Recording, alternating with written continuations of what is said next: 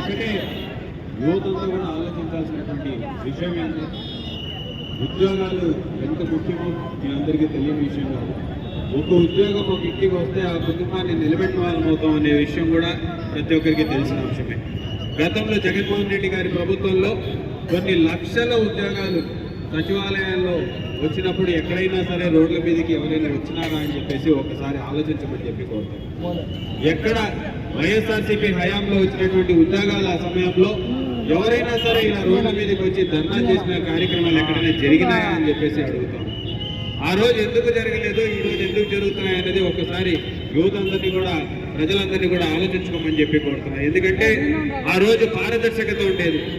ఒక ఉద్యోగం వచ్చిందంటే ఎన్నిసార్లు వచ్చుకోనో ఎంతోమంది జగన్మోహన్ రెడ్డి గారి దగ్గరికి వెళ్ళేసి మన పిల్లలు ఉన్నారు, మన వాళ్ళందరికీ ఉద్యోగాలు ఇచ్చుకోవచ్చు అంటే కూడా లేదు, చదువుకున్న పిల్లలని మోసం చేయకూడదు, దగా పడకూడదు, ఉద్యోగాలు రాసి మెరిట్లో వచ్చిన వాళ్ళని మాత్రమే ఉద్యోగాలు ఇవ్వాలి అని చెప్పేసి ఒక గొప్ప నిర్ణయం తీసుకొని ఆ రోజు ఆ కార్యక్రమం చేపట్టినాడు. కాబట్టి తెలుగుదేశం వాళ్ళు కూడా రోడ్ల మీదకి రాలేనటువంటి పరిస్థితి.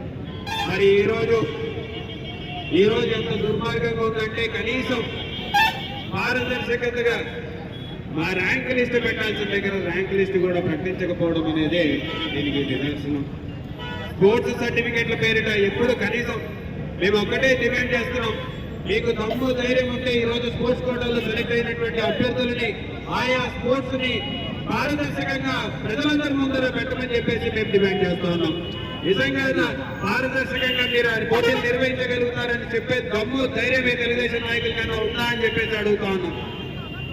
ఈరోజు విద్యాశాఖ మంత్రిగా నారా లోకేష్ గారు ఉండి ఈరోజు ఈయన గురించి మాట్లాడేగా అంటే నిన్న నంద్యాలలో వైఎస్ఆర్ గారి విగ్రహాన్ని ఏ రకంగా అయితే దుండగూడ నాశనం చేసినట్టు మీరు చూశారు, దాని మీద ట్వీట్ పెడతాడు.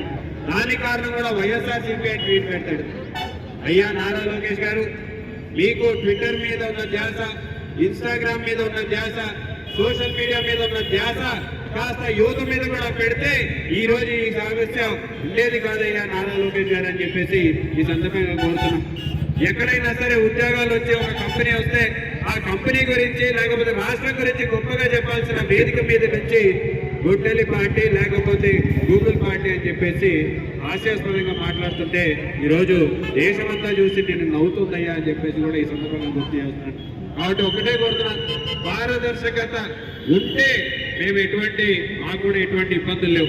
పారదర్శకత లేని చోట మాత్రం యువత తరఫున వైఎస్ఆర్సీపీ నాయకులు అందరం కూడా రోడ్ల మీద ఉంటామని చెప్పి కూడా తెలియజేసుకుంటూ యువత ఎవరు కూడా నిరుత్సాహపడకూడదు, ప్రతి ఒక్కరు కూడా రోడ్ల మీదకి వచ్చి ప్రభుత్వాన్ని ప్రశ్నించాలని చెప్పి కూడా కోరుకుంటూ సెలవు తీసుకుంటున్నాను.